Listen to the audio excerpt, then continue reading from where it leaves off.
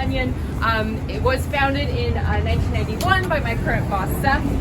He was at the time working on a PhD, needed to make some cash, started leading walking tours, and wound up growing Big Onion into his full-time career. And as a result of that origin, Big Onion does try to hire a lot of graduate students as guides today, which is how I get here for its history of being home to a number of different immigrant populations in New York City.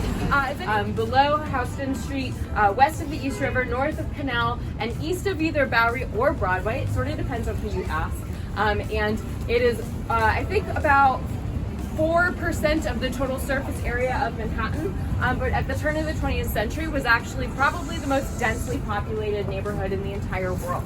So a very rich history of lots of different people. Of course, the very first immigrants to New York City were the Dutch, and so by 1870, this map shows that the Lower East Side is mostly German and a little bit Irish. If the map went further west, we would see more green for more Irish immigrants living in the area. And then by 1920, we can see the various Eastern European immigrant groups, as well as the various regional Italian immigrant groups that have moved to New York and made the Lower East Side their home by that point in history.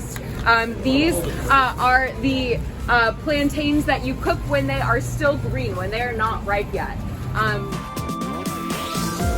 Hi, where are the pickle guys? New York City, New York, Lower East Side, best pickle in town, messed around. How's that? Is that good? Thank you. Hey, look, want to see pickles? Look.